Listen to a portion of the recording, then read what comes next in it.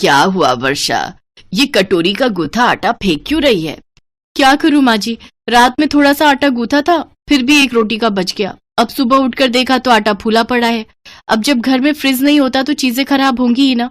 मैं तो कह कहकर थक गई कि घर के लिए एक फ्रिज ले आओ, पर इस घर में मेरी सुनता ही कौन है। मम्मी, मुझे ठंडा पानी पीना है, ये पानी तो बहुत गर्म है। हाँ मम्मी, अब ये गर्म पानी नहीं पिया जाता और मुझे बर्फ डालकर शरबत वाला ठंडा दूध पीना है। मम्मी, सबके घर में फ्रिज है, हमारे घर में फ्रिज कब आएगा? सुन लिया, अब यूं ही बैठकर मच्छर ही मारते रहोगे या कुछ बोलोगे भी? अरे मच्छर थोड़ी मार रहा हूँ, इस महीने के खर्चे का हिसाब जोड़ रहा हूँ। सब खर्चे निकालकर ये 600 रुपए बचे हैं।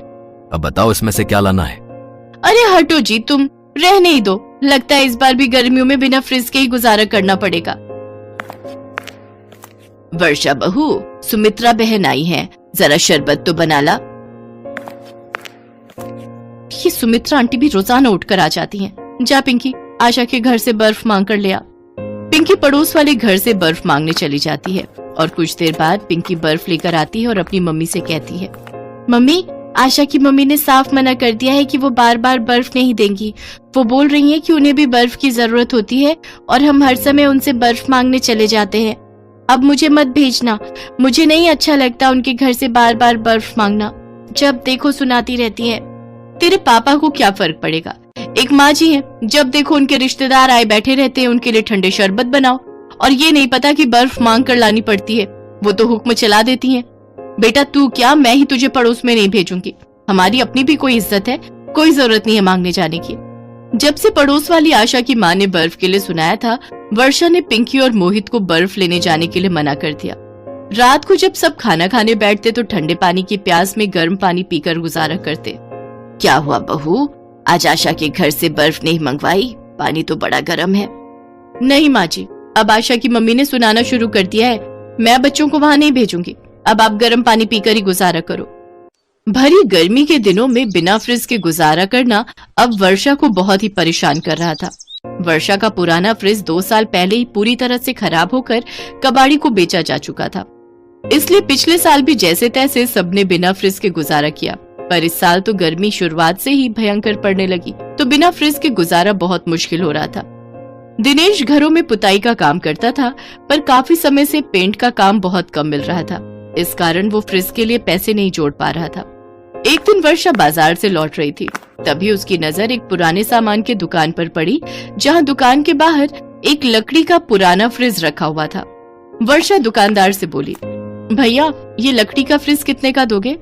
बहन जी 500 रुपए का दूंगा, पर गारंटी कोई नहीं, चले ना चले। 500 तो बहुत ज्यादा है भैया, मेरे पास 300 है, अगर 300 में दे दो तो मैं ले लूंगी। ठीक है बहन जी, वैसे भी मेरे तो ये किसी काम का ही नहीं है, ले जाओ। वर्षा दुकानदार को 300 रुपए देती है और वो लकड़ी का फ्रिज घर लेकर आ जाती है। लकड़ी का फ्रिज देखकर उसकी सास और पति दोनों बातें बनाने लगते हैं। अरे बहू, भला ये लकड़ी का फ्रिज भी कोई काम करेगा? बेकार में ही तू पैसे खराब करके आ गई, दुकानदार ने तुझे पागल बना दिया।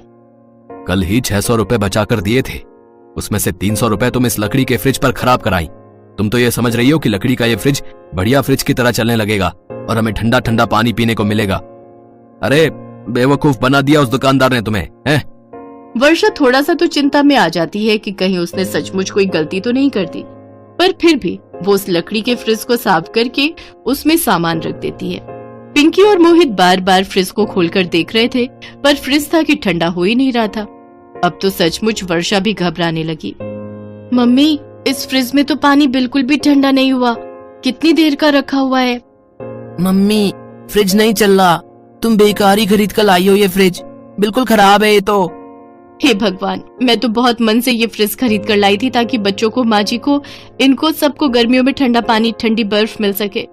मैंने तो इन सब के बारे में अच्छा ही सोचा था, पर मुझे क्या पता था कि ये लकड़ी का फ्रिज सिर्फ नाम का है, एक डिब्बा है जो बढ़िया फ्रिज की तरह नहीं चल सकता। सचमुच मैं भी कितनी पागल हूँ। वर्षा की आंखों में आंसू आ जाते हैं। वो फ्रिज के दरवाजे को बंद कर देती है।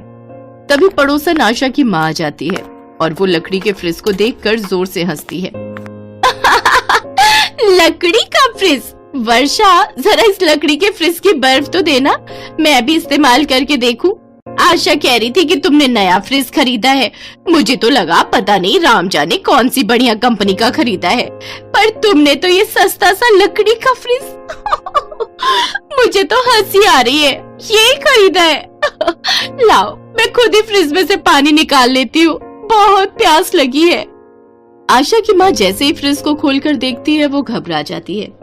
बाप रे, इतना ठंडा फ्रिज! इसमें तो पानी बर्फ बन गया है। इतना ठंडा फ्रिज है ये, इतना ठंडा तो मेरा भी नहीं रहता। वर्षा देखती है कि लकड़ी का फ्रिज बहुत ठंडा हो गया है। सब लोग हैरान हो जाते हैं। पिंकी और मोहित खुशी से उछलने लगते हैं। पड़ोसन अपना सा मुंह लेकर वहां से जाने लगती है। अरे भाभी जी, बर्फ चाहिए हो तो मुझे बता देना, मैं पिंकी और मोहित के हाथ भेज दूंगी। पड़ोसन के जाने के बाद वर्षा सचमुच हैरान थी कि अचानक फ्रिज चलने कैसे लगा। तभी फ्रिज में से एक आवाज आती है। मैं एक जादुई लकड़ी का फ्रिज हूँ। मैं सिर्फ उनके ही काम आता हूँ जिन्हें मेरी जरूरत होती है। तुम्हें मेरी बहुत जरूरत थी, इसलिए अब मैं हमेशा चालू रहूंगा और मेरी ठंडक हमेशा बनी रहेगी। तुम आराम से अब मेरा उपयोग कर सकते हो। लकड़ी के फ्रिज की बातें सुनकर वर्षा बहुत खुश हो जाती है। फ्रिज के जादू से मिनटों में पानी ठंडा हो जाता था और बर्फ भी जम जाती थी। अब बनाई हुई खाने पीने की चीजें भी खराब नहीं होती थी। वर्षा और उसका परिवार पूरी गर्मियां आराम से उस जादुई फ्रिज का आनंद लेते रहे।